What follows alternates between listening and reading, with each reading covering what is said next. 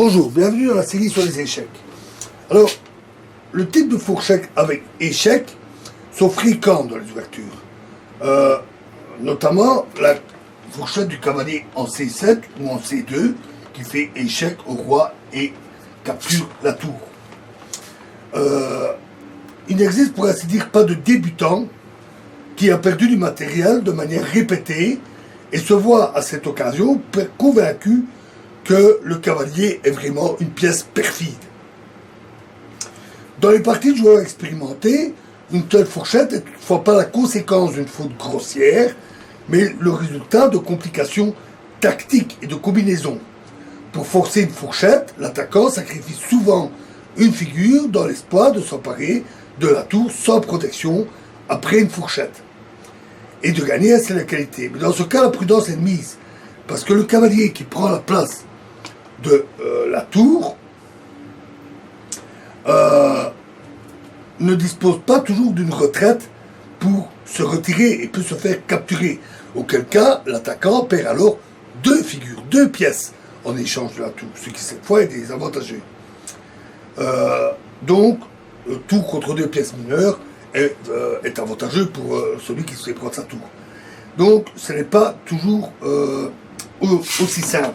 Donc, voyons un exemple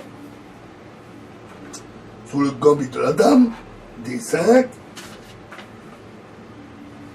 on va passer 4, cavalier F3, cavalier F6, C4.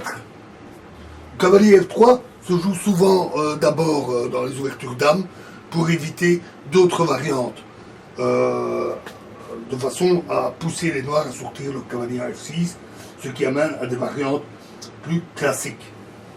E6, cavalier C3, C5, fou G5, des coups tout à fait classiques. C prend D4,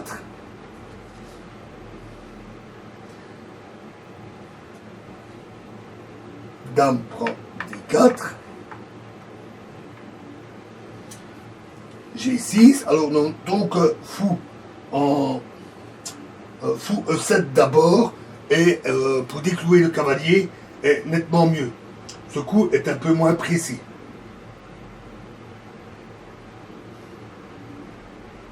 Pardon, pas G6. Mais cavalier C6. Donc il est mieux de d'abord déclouer le cavalier.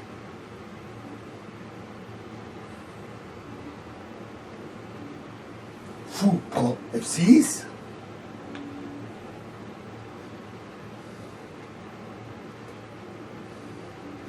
Et ici, les noirs peuvent... Ici, le bon coup, c'est G prend F6. Donc, le pion reprend le fou. Parce que les noirs pourraient espérer gagner la qualité. Après, cavalier prend D8. Fou prend D8.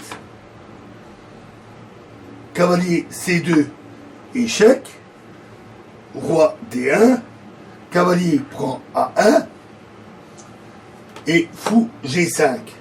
Mais ce faisant, le cavalier noir est condamné. Il ne peut pas sortir de sa prison, il va disparaître.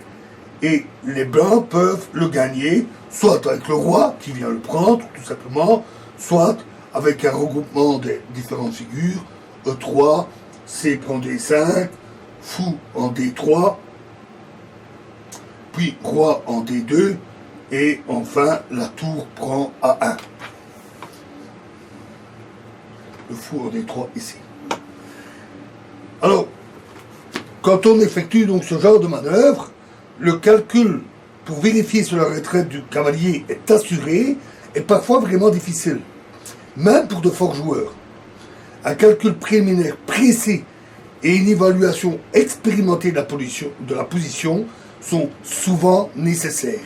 Nous en verrons un exemple dans la prochaine vidéo. Je vous remercie.